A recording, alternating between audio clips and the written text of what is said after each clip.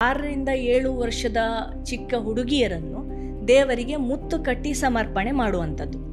ಅದರಲ್ಲಿ ಗಂಡು ದೇವರಿಗೆ ಸಮರ್ಪಣೆ ಮಾಡೋದು ಅಂತ ಹೇಳಿದರೆ ತೋಳಿಗೆ ಒಂದು ಮುದ್ರೆಯನ್ನು ಹಾಕಿ ಅವರನ್ನು ಸಮರ್ಪಣೆ ಮಾಡುವಂಥದ್ದು.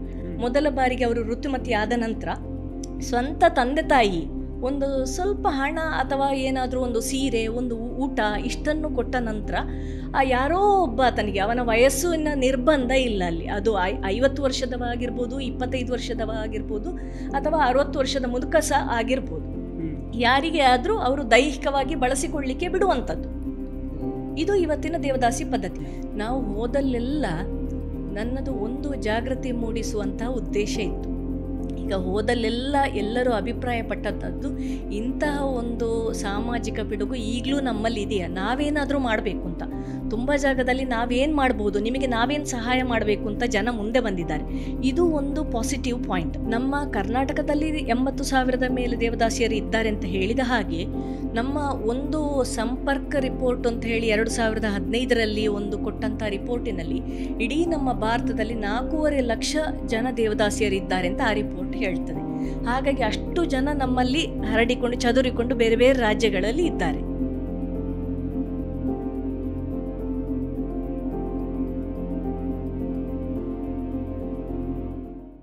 ಪ್ರೀತಿಯ ವೀಕ್ಷಕರಿಗೆಲ್ಲ ನಮಸ್ಕಾರ.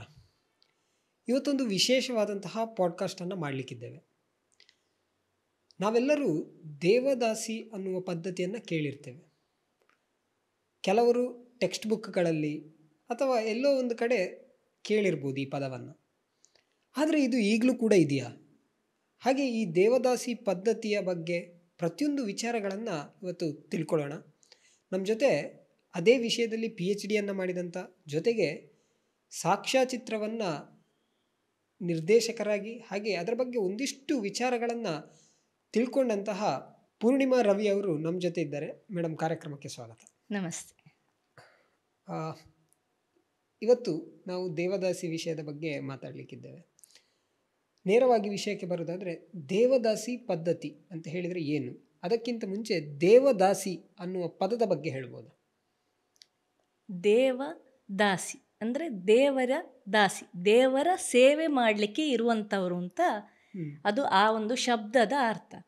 ಇದು ಸಾಧಾರಣ 6ನೇ ಶತಮಾನದ ಆಸುಪಾಸಿನಲ್ಲಿ ಹುಟ್ಟಿಕೊಂಡಂಥದ್ದು. ಎಕ್ಸಾಕ್ಟ್ ಆಗಿ ಯಾವಾಗ ಹುಟ್ಟಿಕೊಂಡದ್ದು ಅಂತ ಹೇಳಿ ಯಾವ ದಾಖಲೆಗಳು ಕೂಡ ಇಲ್ಲ. ಆದರೆ ಹೆಚ್ಚಿನ ದಾಖಲೆಗಳು ಕೂಡ 6ನೇ ಶತಮಾನದ ಆಸುಪಾಸಿನಲ್ಲಿ ಹುಟ್ಟಿಕೊಂಡದ್ದು ಅಂತ ಹೇಳ್ತದೆ. ಈಗ ಆ ಸಂದರ್ಭದಲ್ಲಿ ಸಣ್ಣ ಒಂದು ಷೋಡಶಿಯರನ್ನು ಅವರು ದೇವರ ಸೇವೆಗೆ ಅಂತ ಹೇಳಿ ದೇವಸ್ಥಾನಕ್ಕೆ ಸಮರ್ಪಣೆ ಮಾಡ್ತಾ ಇದ್ದದಂಥದ್ದು.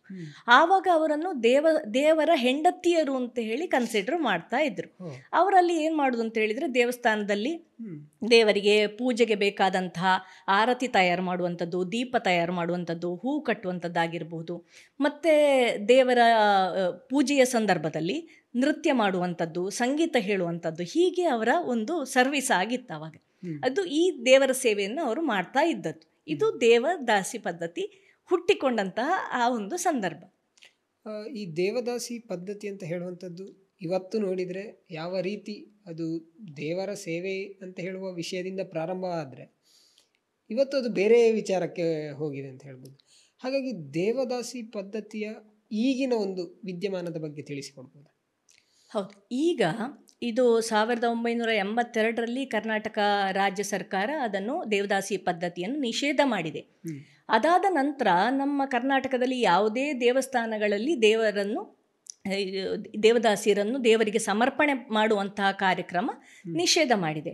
ಅದಾದ ನಂತರ ಅವರು ಕದ್ದು ಮುಚ್ಚಿ ಮನೆಯಲ್ಲೇ ಈ ಒಂದು ಕಾರ್ಯಕ್ರಮವನ್ನು, ಸಮರ್ಪಣೆ ಕಾರ್ಯಕ್ರಮವನ್ನು ಮಾಡ್ತಾ ಇದ್ದಾರೆ. ಅಂದರೆ ಇವತ್ತಿಗೂ ಕೂಡ ಮೀಡಿಯಾಗಳಲ್ಲಿ ವರದಿ ಆಗ್ತಾನೇ ಇದೆ, ಅವರ ಸಮರ್ಪಣೆ ಹೀಗೆ ಆಗ್ತಾ ಇದೆ ಅಂತ. ಅಂದರೆ ಅದರ ಪ್ರಮಾಣ ಸ್ವಲ್ಪ ಕಡಿಮೆ ಆಗಿರ್ಬೋದು. ಇವತ್ತು ದೇವದಾಸಿ ಪದ್ಧತಿ ಅಂತ ಹೇಳಿದರೆ ಅದು ಹೇಗೆ ಬದಲಾವಣೆ ಆಗಿದೆ ಅಂತ ಹೇಳಿದರೆ, ಸಾಧಾರಣ ಒಂದು 6 ರಿಂದ 7 ವರ್ಷದ ಚಿಕ್ಕ ಹುಡುಗಿಯರನ್ನು ದೇವರಿಗೆ ಮುತ್ತು ಕಟ್ಟಿ ಸಮರ್ಪಣೆ ಮಾಡುವಂಥದ್ದು. ಅದರಲ್ಲಿ ಗಂಡು ದೇವರಿಗೆ ಸಮರ್ಪಣೆ ಮಾಡೋದು ಅಂತ ಹೇಳಿದರೆ ತೋಳಿಗೆ ಒಂದು ಮುದ್ರೆಯನ್ನು ಹಾಕಿ ಅವರನ್ನು ಸಮರ್ಪಣೆ ಮಾಡುವಂಥದ್ದು.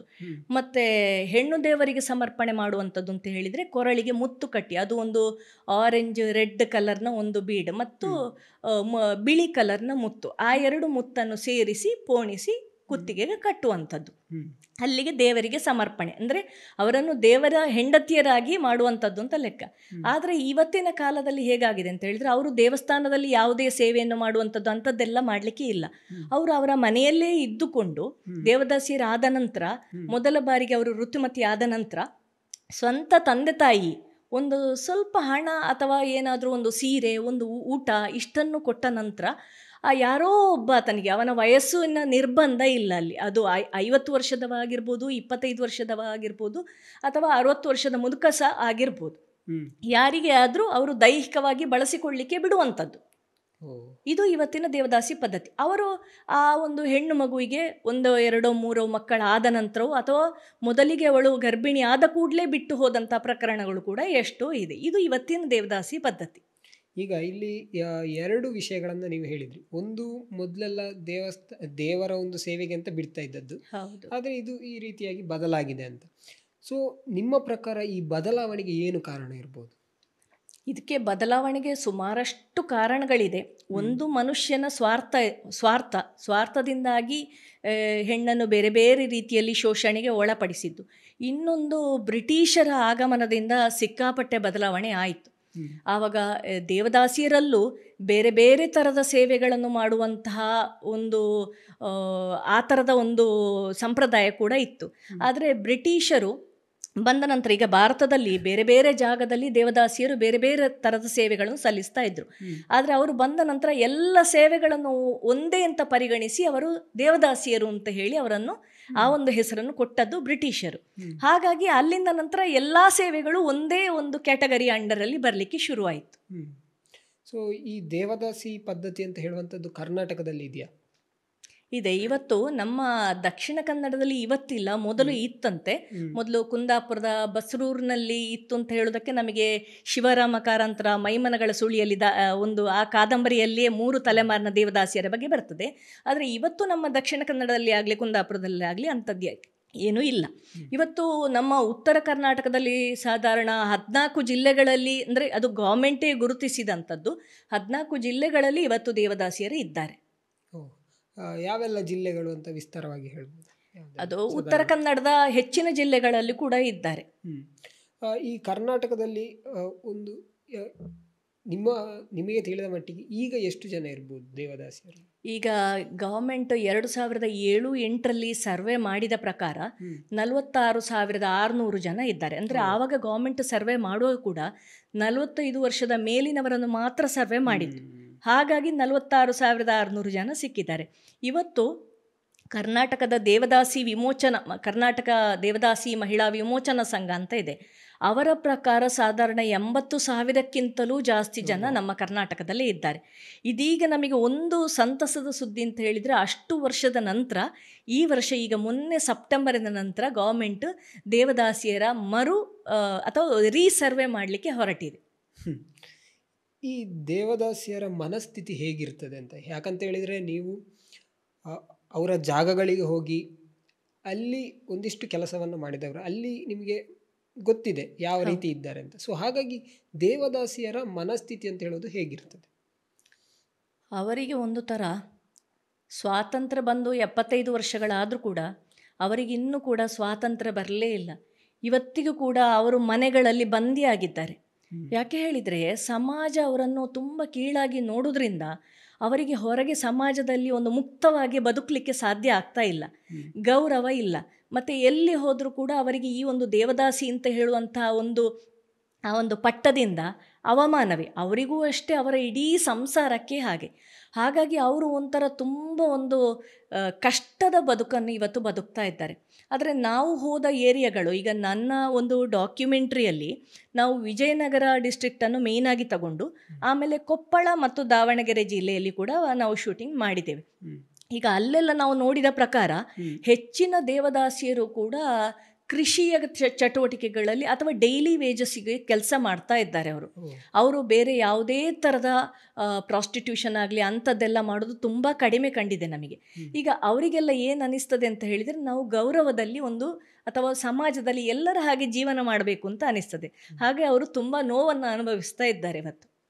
ಅಂದರೆ ಹೊರಗೆ ಇದರಿಂದ ಈ ಒಂದು ಪದ್ಧತಿಯಿಂದ ಹೊರಗೆ ಬರಬೇಕು ಅಂತ ಹೇಳಿ ತುಂಬ ಕಾಯ್ತಾ ಇದ್ದಾರೆ.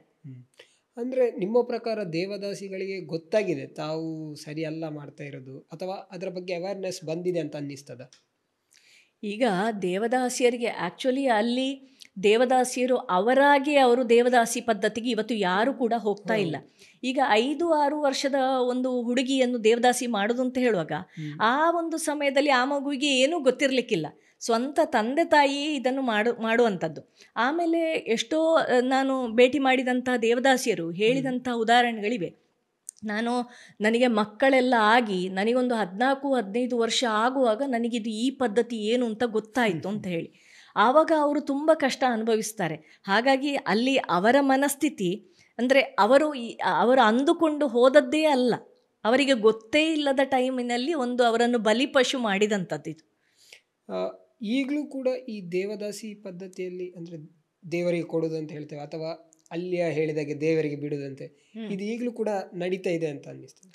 ನಮಗೆ ಮಾಧ್ಯಮಗಳಲ್ಲಿ ಬರುವಂಥ ವರದಿಗಳೇ ಇದಕ್ಕೆ ಸಾಕ್ಷಿ.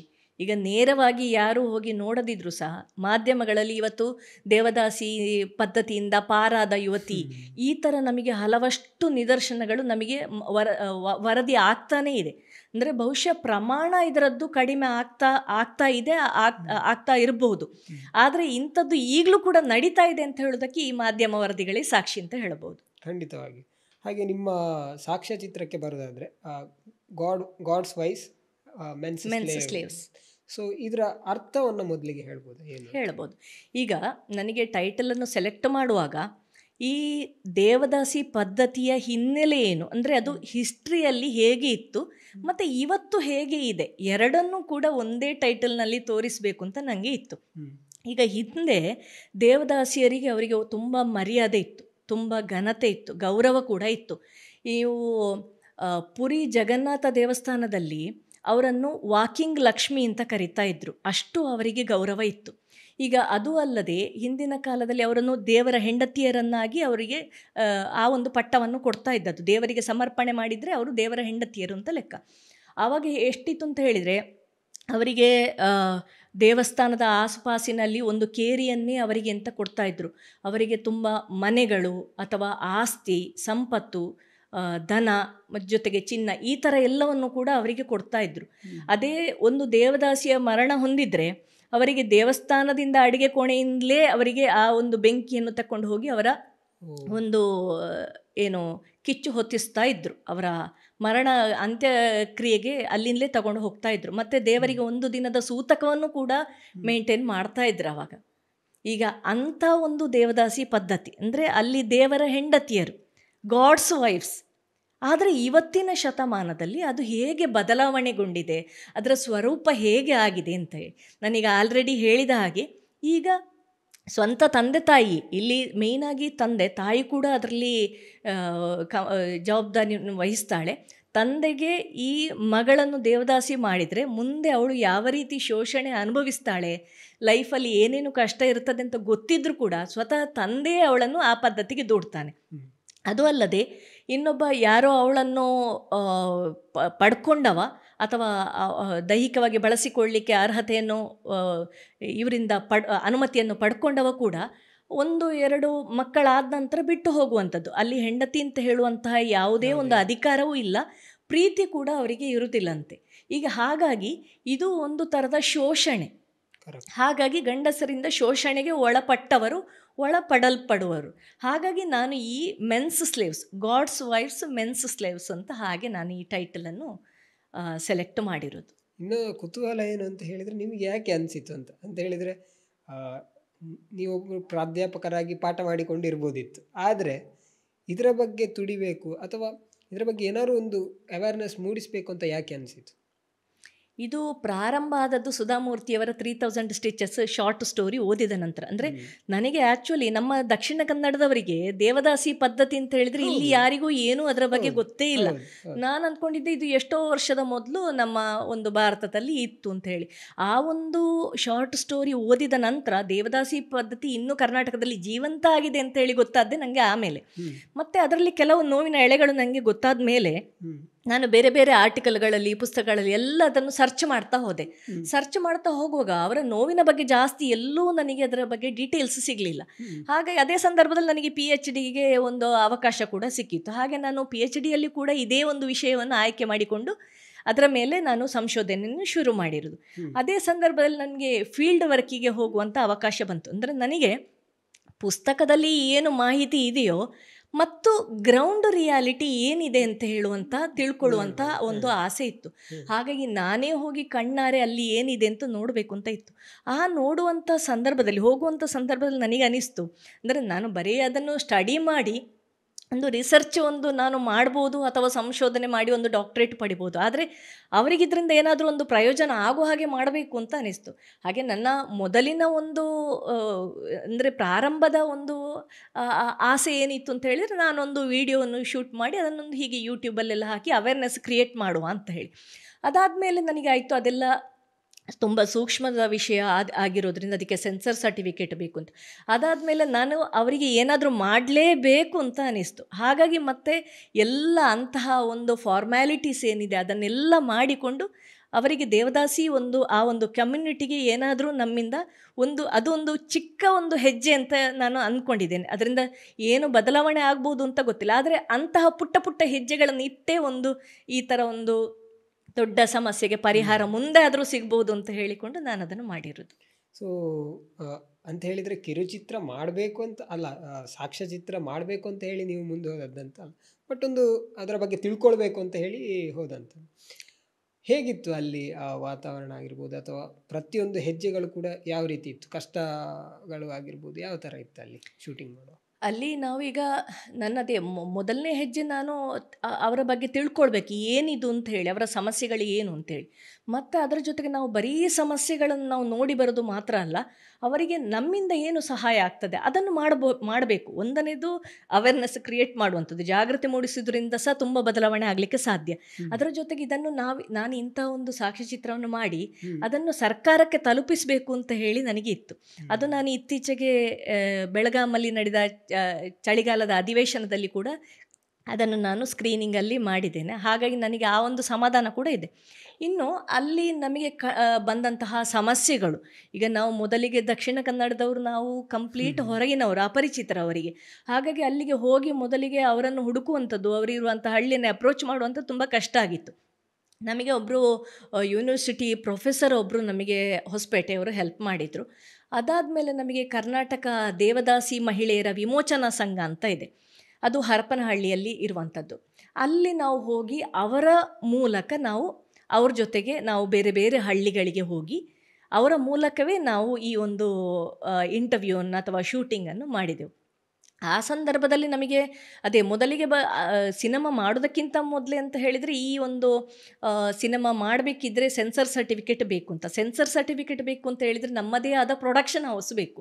ಅದೆಲ್ಲವನ್ನು ಕೂಡ ನಾನು ಒಂದೊಂದೇ ಹಂತದಲ್ಲಿ ಮುಗಿಸ್ಕೊಂಡು, ಆಮೇಲೆ ನಾವು ದೇವಸ್ಥಾನದ ಆಸ್ಪಾಸಿನಲ್ಲಿ ಶೂಟಿಂಗ್ ಮಾಡಬೇಕಿದ್ರೆ ಮುಜರಾಯಿ ಇಲಾಖೆಯಿಂದ ಪರ್ಮಿಷನ್ ತಗೊಳ್ಬೇಕು. ಆಮೇಲೆ ನಾವು ಶೂಟಿಂಗ್ ಪರ್ಮಿಷನ್ ಇನ್ಫಾರ್ಮೇಷನ್ ಡಿಪಾರ್ಟ್ಮೆಂಟಿಂದ ಮಾಡಿಸ್ಕೊಂಡ್ಮೇಲೆ ಆ ಊರಿನ ಪೊಲೀಸ್ ಸ್ಟೇಷನ್ಸ್ಗಳಿಗೆ ಕೂಡ ಇನ್ಫಾರ್ಮ್ ಮಾಡಬೇಕು. ಇದೆಲ್ಲ ನನಗೆ ಮೊದಲು ಬಂದಂತಹ ತಯಾರಿಯಿಂದ ಮೊದಲು ಬಂದಂತಹ ಸಮಸ್ಯೆಗಳು. ಅಲ್ಲಿ ಆಮೇಲೆ ಹೋದ ನಂತರ ಇನ್ನು ನಮಗೆ ದೇವದಾಸಿಯರ ಅವರನ್ನು ಮೀಟ್ ಮಾಡಲಿಕ್ಕೆ ಅಥವಾ ಅವರ ಇಂಟರ್ವ್ಯೂ ಮಾಡಲಿಕ್ಕೆ, ಅವರು ಹಗಲು ಹೊತ್ತಿನಲ್ಲೆಲ್ಲ ಕೃಷಿ ಕಾರ್ಯದಲ್ಲಿ ತೊಡಗಿಕೊಂಡ ಕಾರಣ ನಮಗೆ ಸಂಜೆ 4 ಗಂಟೆ ತನಕ ಜಾಸ್ತಿ ಅವರ ಬಗ್ಗೆ ನಮಗೆ ಮಾಹಿತಿ ಕಲೆ ಹಾಕಲಿಕ್ಕೆ ಆಗ್ತಾ ಇರಲಿಲ್ಲ. ಮತ್ತು ಸಂಜೆ 4 ಗಂಟೆಯಿಂದ ರಾತ್ರಿ 10-11 ಗಂಟೆ ತನಕ ಕೂಡ ನಾವು ಶೂಟಿಂಗ್ ಮಾಡ್ತಾ ಇದ್ದೆವು. ಆ ಸಂದರ್ಭದಲ್ಲಿ ನಮಗೆ ಒಂದು ಸಮಸ್ಯೆ ಬಂದದ್ದು ಅಂತ ಹೇಳಿದರೆ, ನಾವೊಂದು ರಾತ್ರಿ 10 ಗಂಟೆ ಹೊತ್ತಿಗೆ ಶೂಟಿಂಗ್ ಮಾಡ್ತಾ ಇರುವಾಗ ಒಂದು ಊರಿನಲ್ಲಿ ಕುಡುಕರು ಬಂದು ನಮ್ಮ ಕ್ಯಾಮರಾವನ್ನೆಲ್ಲ ಹೇಳ್ಕೊಂಡು ನೀವು ಶೂಟಿಂಗ್ ನಿಲ್ಲಿಸಿ ಅಂತ ಹೇಳಿ ಗಲಾಟೆ ಮಾಡಿದರು. ಆದರೆ ನಮ್ಮ ಅದೃಷ್ಟ ಅಥವಾ ಆ ದೇವದಾಸಿಯರು ನಮ್ಮ ಮೇಲೆ ಇಟ್ಟ ನಂಬಿಕೆ ಹೇಗಿತ್ತು ಅಂತ ಹೇಳಿದರೆ, ಅವರು ಹೇಳಿದರು ಇವರು ನಮಗೆ ಸಹಾಯ ಮಾಡಲಿಕ್ಕೆ ಬಂದವರು, ಹಾಗೆ ನೀವು ಇಲ್ಲಿಂದ ಹೋಗಿ ಅಂತ ಹೇಳಿ ಅವರನ್ನೇ ಓಡಿಸಿಬಿಟ್ರು. ಹಾಗೆ ಇಂತಹ ಸಂದರ್ಭಗಳು ಕೂಡ ನಮಗೆ ಶೂಟಿಂಗ್ ಟೈಮಲ್ಲಿ ಬಂದಿತ್ತು. ಮತ್ತು ಇನ್ನೊಂದು ಏನು ಅಂತ ಹೇಳಿದರೆ, ನಾವೀಗ ಶೂಟಿಂಗ್ ಮಾಡೋದು, ನಮಗೆ ಇಲ್ಲಿ ಹೋಗೋದಕ್ಕಿಂತ ಮೊದಲೇ ದೇವದಾಸಿಯರ ಬಗ್ಗೆ ಏನೂ ನಮಗೆ ಗೊತ್ತಿರಲಿಲ್ಲ. ಅಲ್ಲಿ ಹೋದ ನಂತರ ಅವರ ಸಮಸ್ಯೆಗಳನ್ನು ಕೇಳಿ ಅಥವಾ ಅವರು ಅಳುವುದನ್ನೆಲ್ಲ ಕೇಳಿ ನಮಗೆ ವಾಪಸ್ಸು ರಾತ್ರಿ 11 ಗಂಟೆಗೆ ನಾವು ಹೋಟೆಲ್ ರೂಮಿಗೆ ಬಂದಾಗ ನಮಗೆ ರಾತ್ರಿ ಇಡೀ ನಿದ್ದೆ ಬರ್ತಾ ಇರಲಿಲ್ಲ. ಅಂದರೆ ನಾವು ಕೂಡ ಅವರಲ್ಲಿ ಆ ಸಮಸ್ಯೆಗಳ ಜೊತೆಗೆ ನಾವು ಕೂಡ ಒಂದು ಥರ ಬೆರೆತು ಹೋಗಿದ್ದೆವು ಅಷ್ಟು ದಿನದಲ್ಲಿ. ಹೇಗೆ? ನೀವು ಅಲ್ಲಿ ಹೋದಾಗ ಗಮನಿಸಿದ ಸತ್ಯ ಸಂಗತಿಗಳು ಏನೆಲ್ಲ ಅಂತ ಹೇಳಿದರೆ, ಅಲ್ಲಿ ಫೀಲ್ಡಲ್ಲಿ ಏನಾಗ್ತಿದೆ ಅಂತ ಹೇಳಿ ನಿಮಗೆ ಏನು ಅನ್ನಿಸ್ತು? ಈಗ ಒಂದನೇದು, ಈ ದೇವದಾಸಿ ಅಂತ ಹೇಳುವಂತಹ ಪದ್ಧತಿಗೆ ತುಂಬ ಒಂದು ಕಳಂಕ ಬಂದಿದೆ. ಅದು ಅಂದರೆ ಸಮಾಜ ಅವರನ್ನು ಆ್ಯಕ್ಚುಲಿ ಅಲ್ಲಿ ದೇವದಾಸಿಯರದು ಸ್ವಂತವಾಗಿ ಯಾವುದೇ ತಪ್ಪಿಲ್ಲ, ಅವರಿಗೆ ಗೊತ್ತೇ ಇಲ್ಲದಂತಹ ವಯಸ್ಸಿನಲ್ಲಿ ಅವರನ್ನು ದೇವದಾಸಿಗೆ ಬಲಿಪಶು ಮಾಡಿರುವಂಥದ್ದು. ಆದರೆ ಈಗ ಸಮಾಜ ಅವರನ್ನು ತುಂಬ ಕೆಟ್ಟ ರೀತಿಯಲ್ಲಿ ನೋಡ್ತಾ ಇದೆ. ಹಾಗಾಗಿ ಅವರಿಗೆ ಸಮಾಜದಲ್ಲಿ ಹೊರಗೆ ಬಂದು ಒಂದು ಫಂಕ್ಷನ್ಗಳಲ್ಲಿ ಅಟೆಂಡ್ ಮಾಡಲಿಕ್ಕೆ ಆಗ್ತಾ ಇಲ್ಲ, ಹೊರಗೆ ಹೋಗಲಿಕ್ಕೆ ಆಗ್ತಾ ಇಲ್ಲ, ಜನ ಅವರನ್ನು ಕೆಟ್ಟ ದೃಷ್ಟಿಯಿಂದ ನೋಡ್ತಾರೆ. ಇನ್ನು ಆಮೇಲೆ ಅವರಿಗೆ ಯಾವುದೇ ಒಂದು, ಈಗ ಮಕ್ಕಳನ್ನು ಶಾಲೆಗೆ ಸೇರಿಸುವ ಸಂದರ್ಭ ಆಗಲಿ, ಅವರಿಗೆ ಮಗುವಿನ ತಂದೆ ಹೆಸರನ್ನು ಅಲ್ಲಿ ಎಂಟರ್ ಮಾಡಲಿಕ್ಕೆ ಅವಕಾಶ ಇಲ್ಲ. ಆವಾಗ ಶಾಲೆಯಲ್ಲಿ ಆಗಲಿ ಅಥವಾ ಯಾವುದೇ ಒಂದು ದಾಖಲೆಗಳನ್ನು ಪ್ರೊಡ್ಯೂಸ್ ಮಾಡುವ ಸಂದರ್ಭ ಆಗಲಿ, ಅಥವಾ ಆ ಮಕ್ಕಳಿಗೆ ಶಾಲೆಯಲ್ಲೂ ಹೊರಗೆ ಕೆಲಸಕ್ಕೆ ಹೋದಾಗಲೂ ಎಲ್ಲರೂ ಕೂಡ ಕೇಳುವಂಥ ತಂದೆ ಯಾರು, ತಂದೆ ಹೆಸರೇನು ಅಂತ, ಆವಾಗ ಅವಮಾನ ಅನುಭವಿಸ್ತಾರೆ. ಇದು ಒಂದು ಸಂದರ್ಭ. ಹಾಗಾಗಿ ಅವರಿಗೆ ಹೊರಗೆ ಎಲ್ಲೂ ನಾನು ದೇವದಾಸಿ ಕುಟುಂಬದಿಂದ ಬಂದವನು ಅಥವಾ ಬಂದವಳು ಅಂತ ಹೇಳಿಕೊಳ್ಳಿಕ್ಕೆ ಆಗೋದಿಲ್ಲ. ಹಾಗಾಗಿ ಅವರು ಸಾಧಾರಣ ಹೊರಗೆಲ್ಲ ಜಾಸ್ತಿ ಹೋಗೋದೇ ಇಲ್ಲಂತ, ಮನೆಯಲ್ಲೇ ಒಂದು ಥರದ ಬಂಧನದ ಹಾಗೆ ಅವರು ಆಯಿತು, ಅವರ ಮನೆ ಕೆಲಸ ಇಷ್ಟೇ ಆಯಿತು ಅಂತ ಹೇಳಿ ಅವರು ಜೀವನ ಮಾಡ್ತಾ ಇದ್ದಾರೆ. ಇನ್ನು ನಾವಲ್ಲಿ ನೋಡಿದಂತಹ ಸಮಸ್ಯೆಗಳು, ಒಂದು, ಈ ದೇವದಾಸಿ ತಾಯಂದಿರು ಏಕಾಂಗಿ. ಅವರು ಈ ಮಕ್ಕಳು ಆದ ನಂತರ ಅವರ ಆ ಒಂದು ಗಂಡ ಅನಿಸಿಕೊಂಡವ ಬಿಟ್ಟು ಹೋದ ನಂತರ ಅವರು ಏಕಾಂಗಿಯಾಗಿ 3-4 ಮಕ್ಕಳನ್ನು ಸಾಕಬೇಕು. ಅವರಿಗೆ ಆ ಊರಿನಲ್ಲಿ ಈಗ ಮಾರ್ಚಿನ ನಂತರ ಅವರಿಗೆ ಕೆಲಸವೇ ಇಲ್ಲ. ಯಾಕೆ ಹೇಳಿದರೆ ಅಲ್ಲಿ ಬರುವಂತಹ ಆ ಒಂದು ಏರಿಯಾ, ಅಲ್ಲಿ ತನಕ 150 ರೂಪಾಯಿ ಸಂಬಳಕ್ಕೆ ಅವರು ಕೆಲಸಕ್ಕೆ ಹೋಗುವಂಥದ್ದು. ಈ 150 ರೂಪಾಯಿ ಸಂಬಳದಲ್ಲಿ ಇಡೀ ಅವರ ಒಂದು 4 ಜನ ಮಕ್ಕಳು ಮತ್ತು ಆ ದೇವದಾಸಿ ತಾಯಿ, ಅಷ್ಟು ಜನರ ಜೀವನ ನಿರ್ವಹಣೆ ತುಂಬ ಕಷ್ಟ. ಹಾಗಾಗಿ ಮಕ್ಕಳಿಗೆ ಫೀಸ್ ಕಟ್ಟಲಿಕ್ಕೆ ತುಂಬ ಕಷ್ಟಪಡ್ತಾ ಇದ್ದಾರೆ. ಹಾಗೆ ನಾವು ಹೋದ ಸಂದರ್ಭದಲ್ಲಿ 1-2 ಮಕ್ಕಳು ಅತ್ತದ್ದು ಕೂಡ ಇದೆ. ನನಗೆ ಒಂದು ಹುಡುಗಿ IAS ಮಾಡಬೇಕು ಅಂತ ತುಂಬ ಹತ್ತಿದ್ದಾಳೆ, ಇನ್ನೊಂದು ಹುಡುಗಿ ನನಗೆ BEd ಮಾಡಬೇಕು, ಹೇಗಾದರೂ ನಮ್ಮ ಫೀಸಿಗೆ ವ್ಯವಸ್ಥೆ ಮಾಡಿ ಅಂತ ಹೇಳಿ ಹತ್ತಿದ್ದಾಳೆ. ಹೀಗೆ ಮತ್ತು ಕೆಲವು ಮಕ್ಕಳು ಎಷ್ಟು ಅಂತ ಹೇಳಿದರೆ, ಅವರಿಗೆ ಶಾಲೆಯಲ್ಲಿ ಪೀಸನ್ನು ಅವರಿಗೆ ಯೂನಿಫಾರ್ಮನ್ನು ಕೊಡ್ತಾರೆ, ಆದರೆ ಅದನ್ನು ಹೊಲಿಸಿಕೊಳ್ಳಲಿಕ್ಕೆ ಬೇಕಾದಂಥ ಹಣ ಕೂಡ ಇಲ್ಲದೆ ಅವರು ಕಷ್ಟಪಡುವಂಥ ಸಂದರ್ಭಗಳು. ಹಾಗಾಗಿ ಈ ಮಕ್ಕಳು 4-5ನೇ ಕ್ಲಾಸ್ನ ಮಕ್ಕಳು ಕೂಡ ವಾರದ ಕೊನೆಗೆ ಗದ್ದೆ ಕೆಲಸಕ್ಕೆ ಹೋಗುವಂಥದ್ದು, ಹಾಗೆ ಅದು ನಿಧಾನಕ್ಕೆ ವಾರದ ಮಧ್ಯೆ ಗದ್ದೆಗೆ ಕೆಲಸಕ್ಕೆ ಹೋಗುವಂಥದ್ದು, ಅವರಿಗೆ ಬೇಕಾದ ಅವರ ಅವಶ್ಯಕತೆಗಳನ್ನು ಪೂರೈಸಿಕೊಳ್ಳಿಕ್ಕೆ ಅವರು ಈ ಥರ ಕೆಲಸಕ್ಕೆ ಹೋಗುವಂಥದ್ದು. ನಾನು ಅಲ್ಲಿ ಹೋಗಿ ನೋಡಿದ ಪ್ರಕಾರ ಅಲ್ಲಿ ಸುಮಾರಷ್ಟು ಈ ದೇವದಾಸಿಯರ ಮಕ್ಕಳು ಸ್ಕೂಲ್ ಡ್ರಾಪ್ಔಟ್ಸ್ ಆಗ್ತಾ ಇದ್ದಾರೆ. ಯಾಕೆ ಹೇಳಿದರೆ, ಒಂದನೇದು ಫೀಸ್ ಕಟ್ಟಲಿಕ್ಕೆ ಆಗ್ತಾ ಇಲ್ಲ, ಇನ್ನೊಂದು ಅವರಿಗೆ ಬೇಕಾದಂಥ, ಈಗ ಶಾಲೆಗೆ ಬೇಕಾದಂಥ ಒಂದು ಪುಸ್ತಕಗಳಾಗಲಿ, ಬ್ಯಾಗ್ ಆಗಲಿ, ಯೂನಿಫಾರ್ಮ್ ಆಗಲಿ, ಇದೆಲ್ಲ ಅಲ್ಲಿ ಬೇಸಿಕ್ ನೆಸೆಸಿಟೀಸ್, ಅದನ್ನೇ ಅವರಿಗೆ ಕೊಡಲಿಕ್ಕೆ ಆಗ್ತಾ ಇಲ್ಲ ಆ ತಾಯಂದರಿಗೆ. ಹಾಗಾಗಿ ಅಲ್ಲಿ ತುಂಬ ಸ್ಕೂಲ್ ಡ್ರಾಪ್ಔಟ್ಸ್ ಕೂಡ ಆಗ್ತಾ ಇದೆ. ಇದು ಇನ್ನೊಂದು ಸಮಸ್ಯೆ. ಇನ್ನೊಂದು, ದೇವದಾಸಿಯರ ಮಕ್ಕಳಿಗೆ ಮದುವೆ ಆಗುವಂಥ ಸಂದರ್ಭದಲ್ಲಿ ಒಂದು ತಾಯಿ ಹೇಳಿದ ಒಂದು ಉದಾಹರಣೆ ನನಗೆ ನೆನಪು ಬರ್ತಾ ಇದೆ.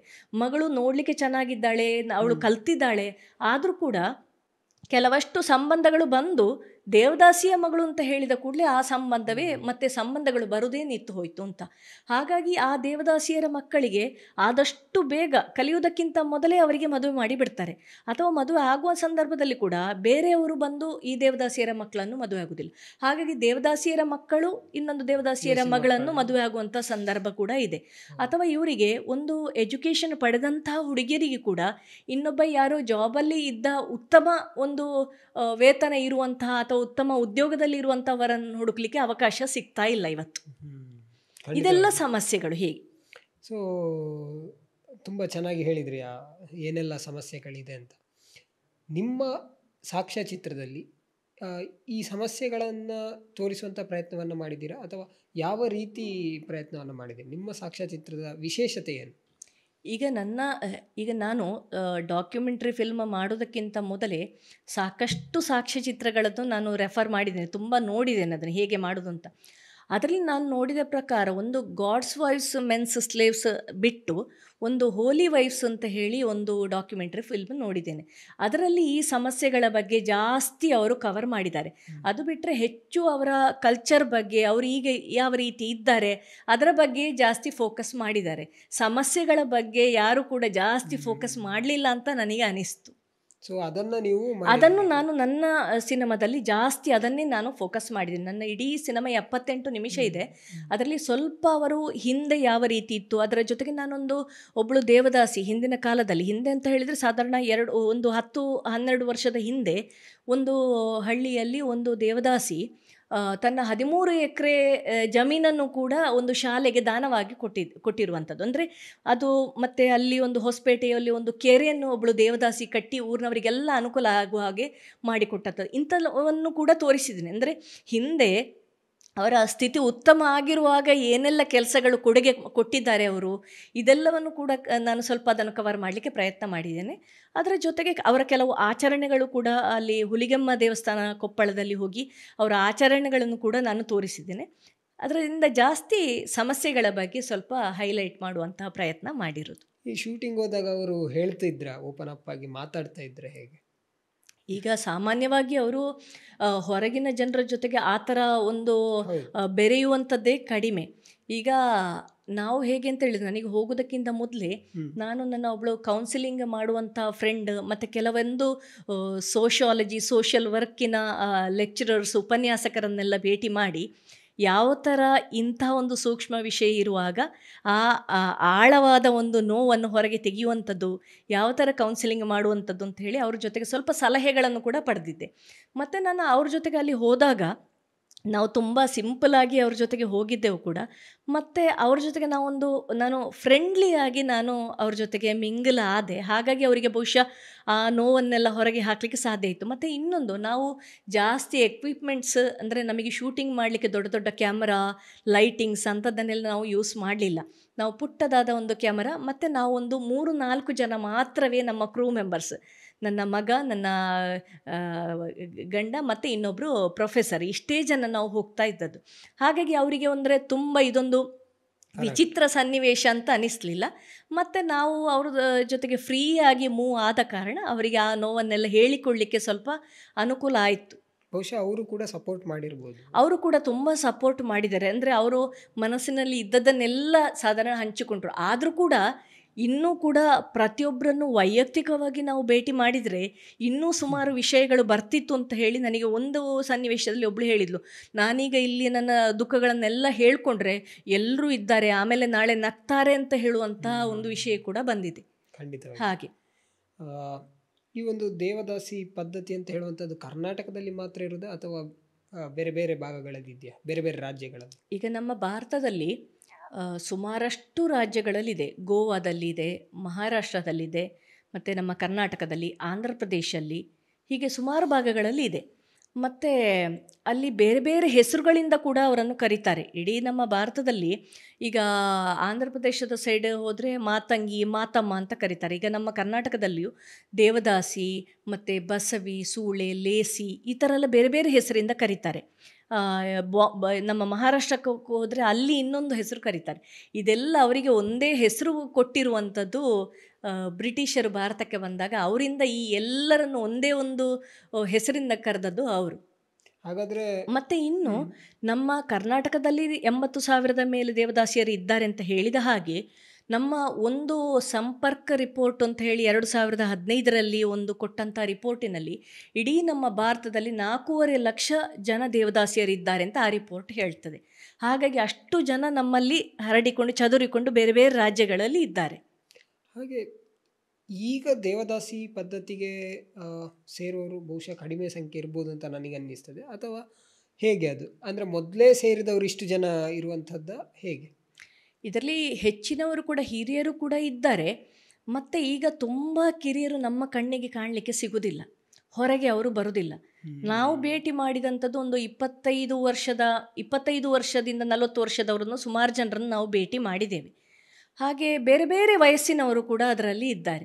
ಮತ್ತು ನಮಗೆ ಇದೆಲ್ಲ ಗೊತ್ತಾಗುವಂಥದ್ದು ಮಾಧ್ಯಮಗಳ ರಿಪೋರ್ಟಿಂದ. ಮತ್ತು ನಾನು ಇಲ್ಲಿ ಶೂಟಿಂಗ್ ಮಾಡಿ ಬಂದ ನಂತರ ಕೂಡ ಕೆಲವು ದೇವದಾಸಿಯರು ನನಗೆ ಫೋನ್ ಮಾಡಿ ಹೇಳಿದ್ದಿದೆ, ಇವತ್ತು ಆ ಊರಿನಲ್ಲಿ ಒಬ್ಬಳನ್ನು ದೇವದಾಸಿ ಮಾಡಿದಾರಂತೆ, ಇವತ್ತು ಇಲ್ಲೊಂದು ಹೀಗಾಯ್ತಂತೆ, ಇಲ್ಲಿ ಒಂದು ತಪ್ಪಿ ಹೋಯ್ತಂತೆ, ಇವತ್ತು ಈ ಥರದ ವಿಷಯಗಳು ಕೂಡ ನಾವು ಕೇಳಿದೆವು. ಹಾಗಾಗಿ ದೇವದಾಸಿ ಪದ್ಧತಿ ನಡೀತಾ ಇರುವಂಥದ್ದಂತೂ ಸತ್ಯ. ಈ ಸಾಕ್ಷ್ಯಚಿತ್ರ ಮಾಡಲಿಕ್ಕೆ ನಿಮ್ಮ ಕುಟುಂಬದವರ ಸಹಕಾರ ಹೇಗಿತ್ತು? ಇಲ್ಲಿ ಇದು ನಾನು ಒಬ್ಬಳೇ ಮಾಡಿದಂಥದ್ದಲ್ಲ. ಈಗ ಫಸ್ಟಿಗೆ ನಾನು ಈ ಒಂದು ಸಾಕ್ಷ್ಯಚಿತ್ರವನ್ನು ಮಾಡಲಿಕ್ಕೆ ಹೊರಟಾಗ ನನಗೆ ವಿಡಿಯೋಗ್ರಾಫಿಗೆ ಸಹಾಯ ಮಾಡಿದವರೇ ನನ್ನ ಮಗ ಮತ್ತು ನನ್ನ ಹಸ್ಬೆಂಡ್. ನಾವು 3 ಜನ ನಾವು ಶೂಟಿಂಗಿಗೆ ಹೋಗಿರೋದು ನಮ್ಮ ಮನೆಯಿಂದ. ಮತ್ತು ಹಾಗಾಗಿ ಅವರ ಸಂಪೂರ್ಣ ಸಹಕಾರ ಇದ್ದದ್ರಿಂದ ನಾವು ಅವರನ್ನೇ ಅಪ್ರೋಚ್ ಮಾಡಲಿಕ್ಕೆ, ಅಂಥ ಹಳ್ಳಿಗೆ ಧೈರ್ಯಕ್ಕೆ ಹೋಗಲಿಕ್ಕೆ ಸಾಧ್ಯ ಆಯಿತು. ಹಾಗೆ ಮನೆಯವರ ಸಹಕಾರ ತುಂಬ ಮುಖ್ಯ ಆಗ್ತದೆ ಇಲ್ಲಿ, ಆಗಿದೆ ಕೂಡ. ಖಂಡಿತ. ಇದನ್ನು ನೀವು ಬೇರೆ ಬೇರೆ ಸ್ಪರ್ಧೆಗಳಲ್ಲೂ ಕೂಡ ತಗೊಂಡೋಗಿ ಅಲ್ಲಿ ಸ್ಕ್ರೀನಿಂಗ್ ಮಾಡುವಂಥ ಕೆಲಸವನ್ನು ಮಾಡಿದ್ದೀರಿ. ಯಾವ ಸ್ಪರ್ಧೆಗಳಿಗೆ ಭಾಗವಹಿಸಿದ್ದೀರಿ, ಹಾಗೆ ಬಂದಂಥ ಅವಾರ್ಡ್ಗಳ ಬಗ್ಗೆ ಹೇಳ್ಬೋದು? ನಾನಿದನ್ನು ಸ್ಕ್ರೀನಿಂಗ್ ಮಾಡಿರೋದು ಜಾಸ್ತಿ ಅಕಾಡೆಮಿಕ್ ವಲಯದಲ್ಲಿ, ಅಂದರೆ ಸುಮಾರಷ್ಟು ಯೂನಿವರ್ಸಿಟಿಗಳಲ್ಲಿ, ಹಂಪಿ ಯೂನಿವರ್ಸಿಟಿ, ಮತ್ತು ತುಮಕೂರು ಯೂನಿವರ್ಸಿಟಿ, ಮಂಗಳೂರು ಯೂನಿವರ್ಸಿಟಿ, ಮತ್ತು ಭಾರತಿದಾಸನ್ ಯೂನಿವರ್ಸಿಟಿ, ಟ್ರಿಚಿ, ಹೀಗೆ, ಮತ್ತು ಬೆಂಗಳೂರಲ್ಲಿ ಚೈಲ್ಡ್ ರೈಟ್ ಟ್ರಸ್ಟ್, ದೆಹಲಿಯಲ್ಲಿ ಕನ್ನಡ ಶಾಲೆಯಲ್ಲಿ ಕೂಡ ಹೋಗಿ ನಾವು ಇದನ್ನು ಸ್ಕ್ರೀನಿಂಗ್ ಮಾಡಿದ್ದೇವೆ. ಅದು ಮತ್ತು ಬೇರೆ ಬೇರೆ ಶಾಲೆ ಕಾಲೇಜುಗಳಲ್ಲಿ ಇದನ್ನು ಸ್ಕ್ರೀನಿಂಗ್ ಮಾಡಿದ್ದೇವೆ. ಅದು ಅಲ್ಲದೆ ನಾವು ಅವಾರ್ಡಿಗೆ ಅಂತ ನನ್ನ ಉದ್ದೇಶ ಅವಾರ್ಡಿಗೆ ಕಳಿಸುವಂಥದ್ದಿರಲಿಲ್ಲ. ಹಾಗಾಗಿ ನಾವು ಅದಕ್ಕೆ ಬೇಕಾದಂಥ ತಯಾರಿಯನ್ನು ಕೂಡ ಏನು ಮಾಡಿರಲಿಲ್ಲ. ಮತ್ತು ಈ ಸಿನಿಮಾ ನನಗೆ ಜಾಗೃತಿ ಮೂಡಿಸುವ ಸಲುವಾಗಿ ನಾನು ಮಾಡಿರೋದ್ರಿಂದ ತುಂಬ ಜನ ಏನು ಅಭಿಪ್ರಾಯ ಪಟ್ಟರು ಅಂತ ಹೇಳಿದರೆ, ಇದನ್ನು ಅವಾರ್ಡ್ಗಳಿಗೆ ಅಪ್ಲೈ ಮಾಡಿದರೆ ಅದು ತುಂಬ ಜನಕ್ಕೆ ತಲುಪ್ತದೆ, ಹಾಗಾಗಿ ಜಾಗೃತಿ ಮೂಡಿಸಲಿಕ್ಕೆ ಇದು ಒಳ್ಳೆಯದು. ಅಂದರೆ ನಮ್ಮ ಸಿನಿಮಾ ಇಂಥದ್ದೊಂದು ಸಿನಿಮಾ ಆಗಿದೆ ಅಂತ ಗೊತ್ತಾಗಬೇಕಿದ್ರೆ ಅದು ಸ್ವಲ್ಪ ಹೊರಗೆ ಪ್ರಚಾರ ಆಗಬೇಕು. ಆ ಒಂದು ಉದ್ದೇಶಕ್ಕೋಸ್ಕರ ನಾನು ಅವಾರ್ಡ್ಗಳಿಗೆ ಅಪ್ಲೈ ಮಾಡಿದೆ. ಇಲ್ಲಿ ಅಮೇರಿಕದ ಇಂಪ್ಯಾಕ್ಟ್ ಡಾಕ್ಯುಮೆಂಟ್ರಿ ಅವಾರ್ಡ್ ಅಂತ, ಮತ್ತೊಂದು ಡಾಕ್ಯುಮೆಂಟ್ರೀಸ್ ವಿದೌಟ್ ಬಾರ್ಡರ್ ಅಂತ, ಮತ್ತೊಂದು ಸ್ಪಾಟ್ಲೈಟ್ ಡಾಕ್ಯುಮೆಂಟ್ರಿ ಅವಾರ್ಡ್. ಇದು 3 ಅಮೇರಿಕದ ಅವಾರ್ಡ್ಗಳು. ಅದು ಅಲ್ಲದೆ ಡೆಲ್ಲಿಯ ದಾದಾ ಸಾಹೇಬ್ ಫಾಲ್ಕೆ ಅಂತ ಹೇಳುವಂಥ ಒಂದು ಪ್ರೈವೇಟ್ ಅವಾರ್ಡ್ ಕೂಡ ಬಂದಿದೆ. ಮತ್ತು ಇನ್ನೊಂದು ಅವಾರ್ಡಿನಲ್ಲಿ ನಾವು ಫೈನಲ್ ತನಕ ತಲುಪಿದ್ದೇವೆ, ಅದು ಚಂಬಲ್ ಫೆಸ್ಟಿವಲ್ ಅಂತ ಹೇಳಿ. ಇಷ್ಟು ಅವಾರ್ಡ್ಗಳು ಬಂದಿರೋದು. ನಿಮ್ಮ ಪ್ರಕಾರ ನೀವು ಸಾಕ್ಷ್ಯಚಿತ್ರ ಮಾಡಿದ ನಂತರ ಏನಾದರೂ ಪರಿಣಾಮಗಳು ಬೀರಿದೆಯಾ ಅಂತ ಹೇಳಿದರೆ, ಏನಾದರೂ ಬದಲಾವಣೆಗಳನ್ನು ನೀವು ಗಮನಿಸಿದ್ದೀರಾ ಹೇಗೆ ಅಂತ? ಅಥವಾ ಯಾವ್ದಾದ್ರು ಒಂದು ಸಮಸ್ಯೆಗೆ ಪರಿಹಾರ ಸಿಕ್ಕುವಂಥದ್ದು ಈ ಥರದ್ದಾಗಿದೆ? ಈಗ ನಾವು ಸಾಕ್ಷ್ಯಚಿತ್ರವನ್ನು ಒಂದನೇದಾಗಿ ಅಕಾಡೆಮಿಕ್ ವಲಯಗಳಲ್ಲಿ ನಾವಿದನ್ನು ಹೆಚ್ಚಾಗಿ ಪ್ರದರ್ಶನ ಮಾಡಿರೋದು. ನಾವು ಹೋದಲ್ಲೆಲ್ಲ ನನ್ನದು ಒಂದು ಜಾಗೃತಿ ಮೂಡಿಸುವಂತಹ ಉದ್ದೇಶ ಇತ್ತು. ಈಗ ಹೋದಲ್ಲೆಲ್ಲ ಎಲ್ಲರೂ ಅಭಿಪ್ರಾಯ ಪಟ್ಟದ್ದು, ಇಂತಹ ಒಂದು ಸಾಮಾಜಿಕ ಪಿಡುಗು ಈಗಲೂ ನಮ್ಮಲ್ಲಿ ಇದೆಯಾ, ನಾವೇನಾದರೂ ಮಾಡಬೇಕು ಅಂತ. ತುಂಬ ಜಾಗದಲ್ಲಿ ನಾವೇನು ಮಾಡ್ಬೋದು, ನಿಮಗೆ ನಾವೇನು ಸಹಾಯ ಮಾಡಬೇಕು ಅಂತ ಜನ ಮುಂದೆ ಬಂದಿದ್ದಾರೆ. ಇದು ಒಂದು ಪಾಸಿಟಿವ್ ಪಾಯಿಂಟ್. ಅಂದರೆ ಜನಗಳಿಗೆ ಇಂತಹ ಒಂದು ಸಾಮಾಜಿಕ ಪಿಡುಗನ್ನು ತೊಲಗಿಸಬೇಕು ಅಂತ ಹೇಳುವಂತಹ ಒಂದು ತುಂಬ ಒಂದು ತೀವ್ರತರವಾದಂತಹ ಒಂದು ಏನು ಹೇಳುವಂಥದ್ದು ಆಸೆ ಇದೆ ಅವರಿಗೆ. ಮತ್ತು ತುಂಬ ಜನ ಹೇಳಿದರು ಇದನ್ನು ರಾಜ್ಯದ ಎಲ್ಲ ಕಾಲೇಜುಗಳಲ್ಲಿ ಕೂಡ ಪ್ರದರ್ಶನ ಮಾಡಬೇಕು ಅಂತ ಹೇಳಿ. ಹೀಗೆ ತುಂಬ ಜನ ಸಹಾಯ ಮಾಡಲಿಕ್ಕೆ ಮುಂದೆ ಬಂದಿದ್ದಾರೆ. ಆದರೆ ಇದೊಂದು ಟೀಮ್ ಒಂದು ಬಿಲ್ಡ್ ಮಾಡಬೇಕು, ಇಂಥ ಒಂದು ಕೆಲಸವನ್ನು ಗ್ರೂಪಲ್ಲಿ ಮಾಡಬೇಕು ಅಂತ ಹೇಳಿದರೆ. ಇನ್ನೊಂದು, ನನಗೆ ಇದನ್ನು ಸರ್ಕಾರಕ್ಕೆ ಮುಟ್ಟಿಸುವಂಥ ಉದ್ದೇಶ ಇತ್ತು. ಹಾಗೆ ನಾವಿದನ್ನು ಕಳೆದ ಡಿಸೆಂಬರ್ನಲ್ಲಿ ಬೆಳಗಾವಿನಲ್ಲಿ ಚಳಿಗಾಲದ ಅಧಿವೇಶನದಲ್ಲಿ ಕೂಡ ತೋರಿಸಿದ್ದೇವೆ. ಹಾಗಾಗಿ ಇದರಲ್ಲಿ ನೇರವಾಗಿ ನಮ್ಮ ಸಿನಿಮಾದ ಏನಾದರೂ ಪ್ರಯೋಜನ ಆಗಿದೆ ಅಂತ ಗೊತ್ತಿಲ್ಲ. ಆದರೆ ಇದೀಗ ಸರ್ಕಾರ 2007-8 ನಂತರ ಇದೀಗ ಈ ವರ್ಷ 2025ರಲ್ಲಿ ಅವರಿಗೆ ಹೊಸ ಕಾನೂನು, ಹಳೆ ಕಾನೂನುಗಳನ್ನೆಲ್ಲ ತೆಗೆದುಹಾಕಿ ಈಗ ದೇವದಾಸಿಯರಿಗೆ ಅಂತ ಹೊಸ ಕಾನೂನನ್ನು ರೂಪಿಸಿದೆ. ಮೊನ್ನೆ ಅಷ್ಟೇ ಪಾಸಾಗಿ ಈಗ ಇನ್ನೂ ಹೊರಗೆ ಜನಕ್ಕೆ ಅದರ ಬಗ್ಗೆ ವಿವರವಾಗಿ ಗೊತ್ತಾಗಬೇಕಷ್ಟೇ. ಅದು ಸೆಪ್ಟೆಂಬರ್ ಅಕ್ಟೋಬರ್ ಈ 2 ತಿಂಗಳಿನಲ್ಲಿ ಅವರದ್ದು ಹೊಸ ಗಣತಿ ಮಾಡಿ ರೀಸರ್ವೆ ಮಾಡಿ ಅವರಿಗೆ ಪುನಃ ಎಲ್ಲ ಸೌಲಭ್ಯಗಳನ್ನು ಕೊಡಲಿಕ್ಕೆ ಸರ್ಕಾರ ಹೊರಟಿದೆ. ಹಾಗಾಗಿ ಇದೊಂದು ಖುಷಿಯ ವಿಷಯ ನಮಗೆ. ಖಂಡಿತ ನಿಮಗಂತೂ ಇನ್ನಷ್ಟು ಖುಷಿ. ಹೌದು, ನಮಗೆ ಅಲ್ಲಿ ಕೂಡ ಗೌರ್ಮೆಂಟ್ ಈಗ ನಮಗೆ ಬಂದಿರುವ ಮಾಹಿತಿಯ ಪ್ರಕಾರ ಗೌರ್ಮೆಂಟ್ 41 ವರ್ಷದ ಮೇಲ್ನವರನ್ನು ಮಾತ್ರ ಸರ್ವೆ ಮಾಡ್ತಾ ಇದೆ ಅಂತ ಹೇಳಿ ನಮಗೆ ಮಾಹಿತಿ ಬಂತು. ನಿನ್ನೆಯಷ್ಟೇ ದೇವದಾಸಿ ಮಹಿಳಾ ವಿಮೋಚನಾ ಸಂಘದವರೇ ನಮಗೆ ಕೊಟ್ಟ ಮಾಹಿತಿ.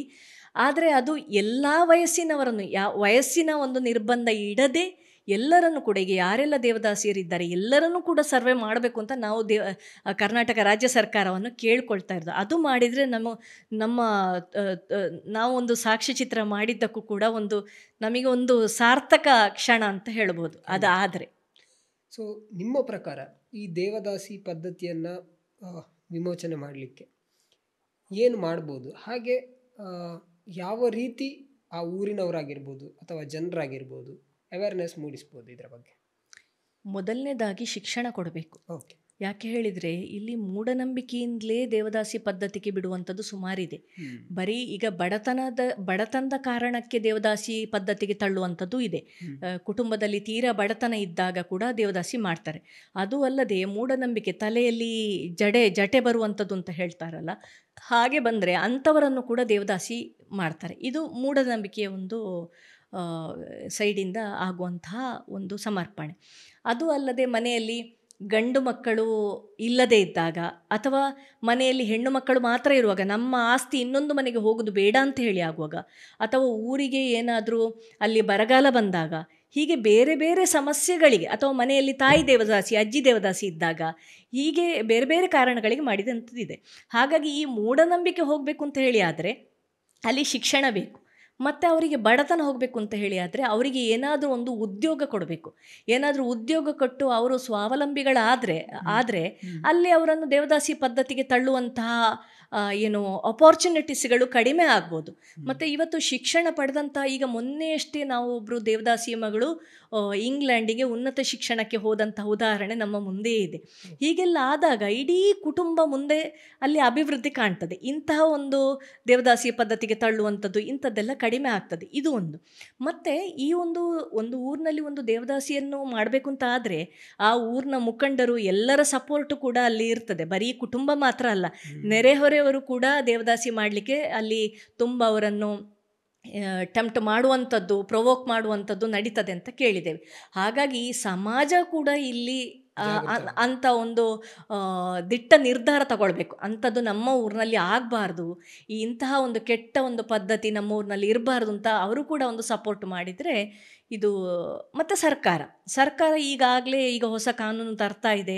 ಹಾಗೆ ಆ ದೇವದಾಸಿಯರಿಗೆ ಈಗ ಆಲ್ರೆಡಿ ಈಗ ಯಾರೆಲ್ಲ ಸರ್ವೆಗೆ ಒಳಪಟ್ಟಿದ್ದಾರೆ ಅವರಿಗೆ 2,000 ಮಾಸಿಕ ಹಣ ಕೂಡ ನೀಡ್ತಾ ಇದ್ದಾರೆ. ಇದು ಎಲ್ಲ ದೇವದಾಸಿಯರಿಗೆ ಕೂಡ ಸಿಕ್ಕಿದರೆ ಅವರು ಸ್ವಾವಲಂಬಿಗಳಾಗ್ಬೋದು, ಮತ್ತು ಅವರು ಮಕ್ಕಳಿಗೆ ಒಳ್ಳೆಯ ಶಿಕ್ಷಣ ಕೊಡ್ಬೋದು. ಹಾಗಾಗಿ ಇನ್ನಿನ ಜನ್ರೇಷನಿಗಾದರೂ ಕೂಡ ಚೇಂಜಸ್ ಆಗ್ಬೋದು ಅಂತ ನನ್ನ ಒಂದು ನಂಬಿಕೆ.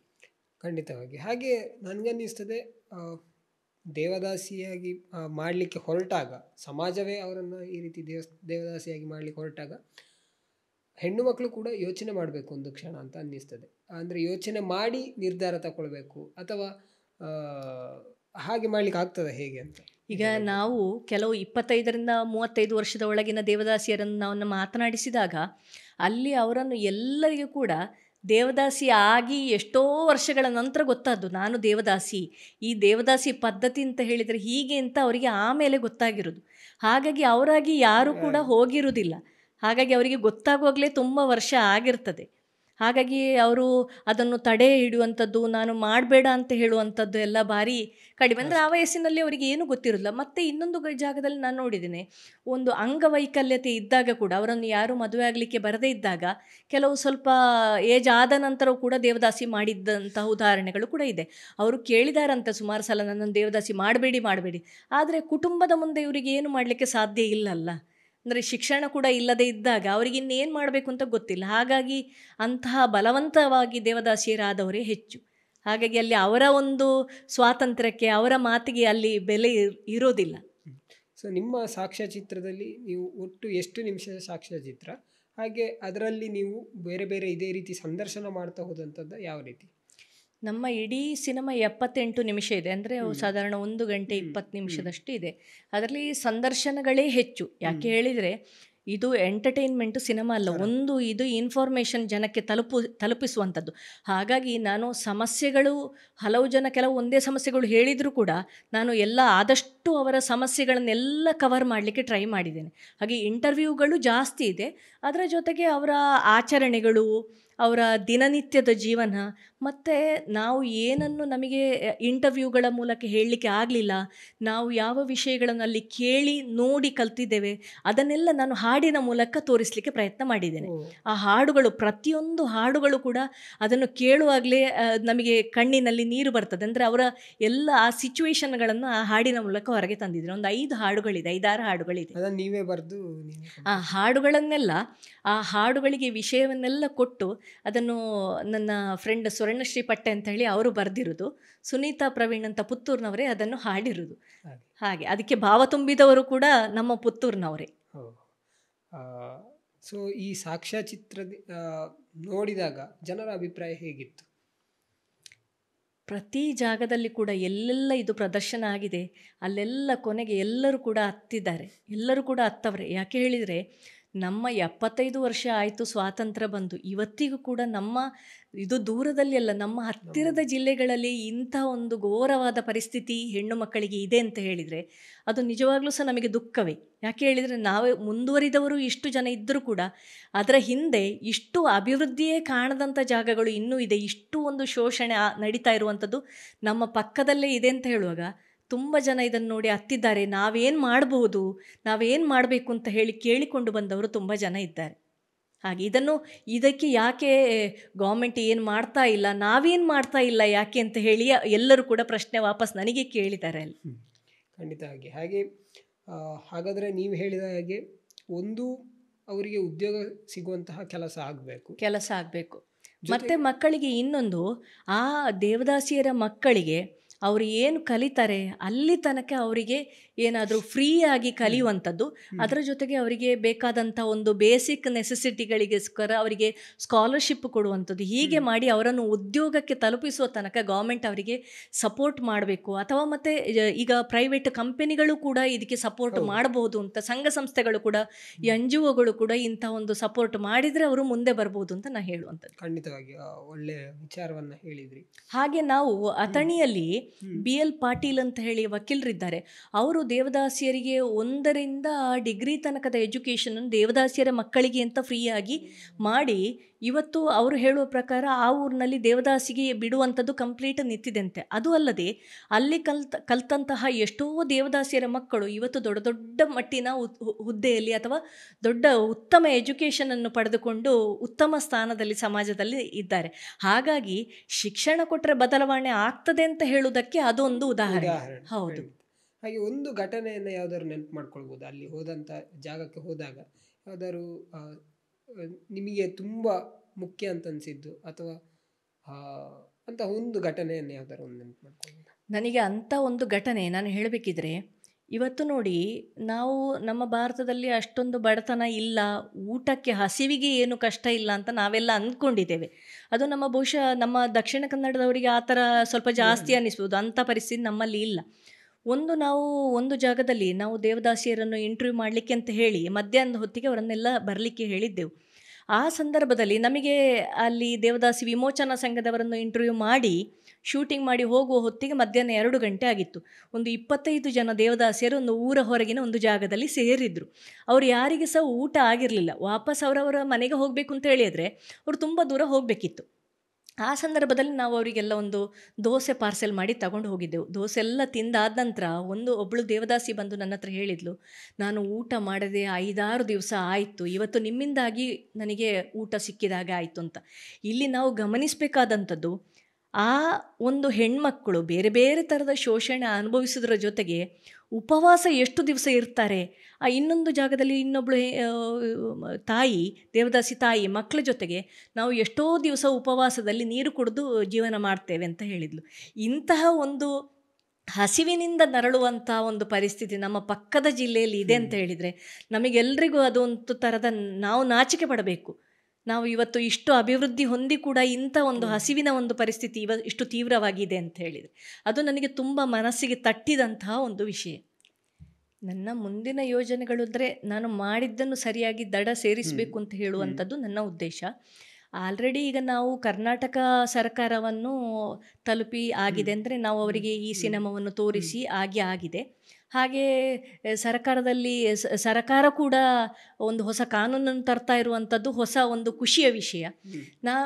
ಈ ಭಾರತದಲ್ಲಿ 4.5 ಲಕ್ಷ ಜನ ಇದ್ದಾರೆ ಅಂತ ಹೇಳಿದ ಕಾರಣ ಈ ಸಮಸ್ಯೆಯನ್ನು ನಾವು ಕೇಂದ್ರ ಸರ್ಕಾರದ ಗಮನಕ್ಕೆ ತರಲಿಕ್ಕೆ ಸಹ ನಾನು ಇಷ್ಟಪಡ್ತೇನೆ.